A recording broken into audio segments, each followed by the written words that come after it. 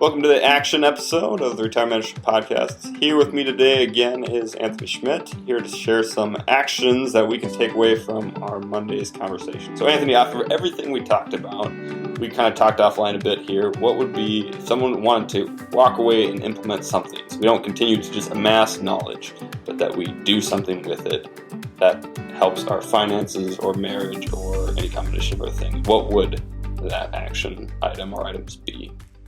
Have a dream meeting with your spouse.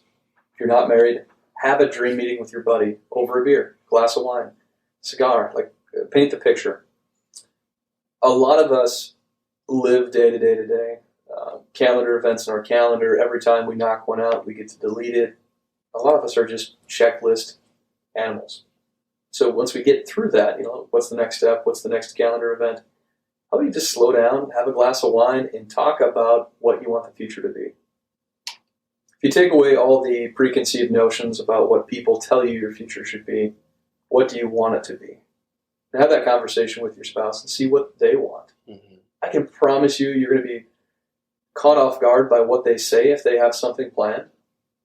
But don't ask that question until at least half that glass is gone. Try to be creative about it and don't put roadblocks in. Well, we can't get there because of X, Y, or Z. Mm-hmm. Careful about the how monster. Yeah. How would we do that? How would we do that? You can house someone to death when they're trying to dream. What is what we're looking for? Yeah. And it's not so much how. We can figure out the how on the way once we figure out the what. So recently my wife and I talked about when the kids are old and they're out of high school and we don't allow them to move back in, God forbid, hopefully that's the case. What do we want our future to look like too? We'll be in our mid-50s, maybe late 50s, and what do we want that chapter of our lives to look like? What if we took a 12-month travel trip and every month of that year we were in a different country? It'd be crazy. Nobody would ever do that, but what if? And now how do we get there? Logistics of how to get there are pretty easy. It's a financial number. It's 20 years down the road, 15. What's next? And it's understanding your spouse's love language can be a big part of that, and understanding what turns them on about their future and what they want out of life. But being a part of that gives you a vision together. It's not just a 12-week focus on here's the next goal. It's a lot of years from now. It's important to have that long-term vision to give us purpose and hope when things are tough.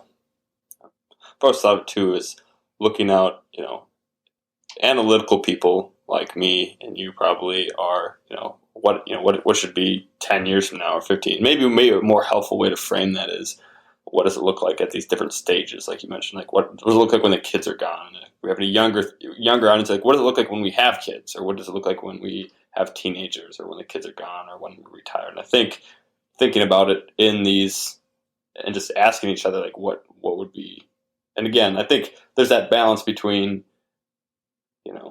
what is realistic but still like a dream, like not something that we could just do tomorrow because we want to stretch a little bit, but also somewhere in the realm of possibility as well. And maybe you kind of probe both ends of that spectrum to kind of flesh out what do we really want. But how do you think, like for people in their busy lives, like practically, how do you go about that? How do you frame that conversation? What do you need to do to have that conversation effectively? Well, I think first off, you need to understand the conversation of grace. So analytically, 100% on board with that. I'd love to set a goal and accomplish it.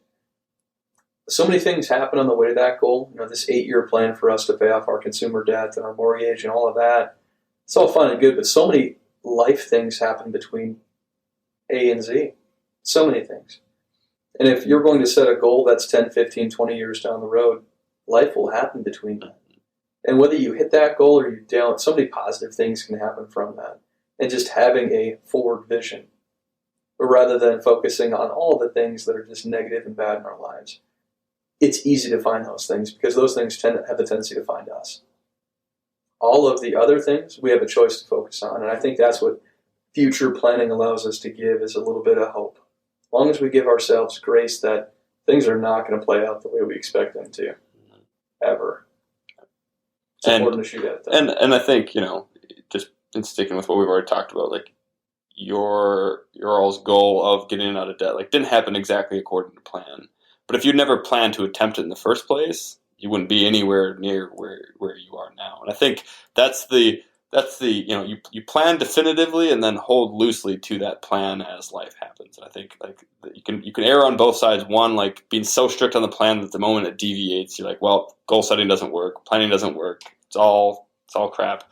Or you never even try because you don't think it's going to happen. I think the beauty of planning in anything in your life, whether it be finances or what kind of marriage do you want to have, or what kind of relationship do you want to have with your kids, like it will never turn out according to plan. But as Carl Richards says, like plan isn't to be exactly right in the future; it's just to be a little bit less wrong. Mm. And I think if we kind of have that view of, we just want to make sure we're at least going in the right direction and be intentional about that direction, I think it can be a beautiful thing rather than taking the defaults that life's throwing at you. And the book that we will co-author together is titled Plan and Pivot. There you go. Love it. Got to have that alliteration in there.